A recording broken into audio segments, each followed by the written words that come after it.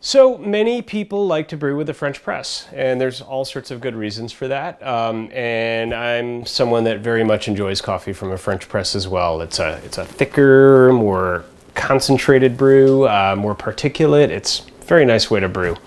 So we are going to brew a French press using a burr grinder and a scale. So the first thing you do is size out your French press. This is a 32 ounce. The two most common sizes are 32 ounce and 12 ounce. For the 32 ounce French press, you want to use 65 grams of coffee. Now, for a French press, you want to use a coarser grind setting than you do for other forms of brewing. So I've calibrated my grinder. And these are big chunks of coffee, almost like if you put your pepper mill on the coarsest possible grind setting. Okay, so we are going to pour this in, and then we're going to get our water going to boil and wait. All right, let's say you don't have a scale. It's fine. You can actually eyeball it. This is a 1 cup measuring cup, and if you look, you can see it's about 2/3 of the way full to make a 32 ounce French press.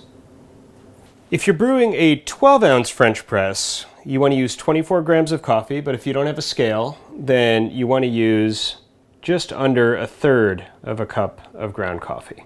I'm of the belief that good is better than perfect, so coffee can be very, very precise or somewhat imprecise, and I think you'll get good results either way, but these are our best practices.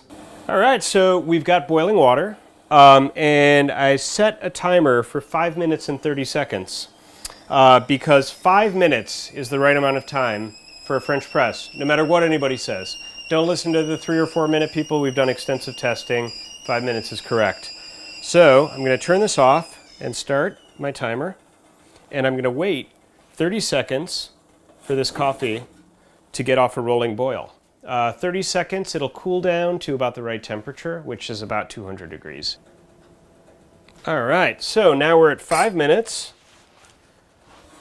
We're going to pour a little bit of water over the grounds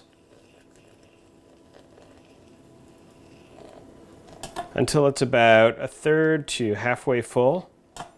So we want to wait a couple seconds, give it a mild stir. Very gentle. We don't want to over extract.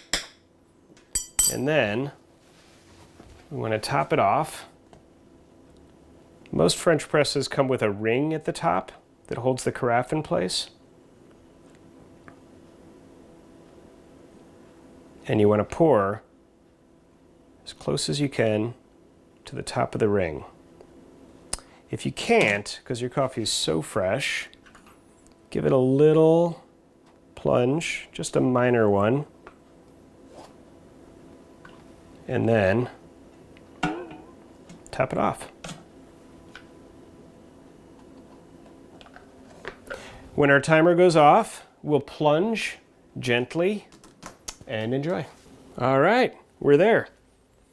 So when you plunge, put your fingers here, and that helps guide the plunger down. If you find any resistance, like the plunger is fighting against you, if you just pull up a little bit and then push back down, that usually takes care of it.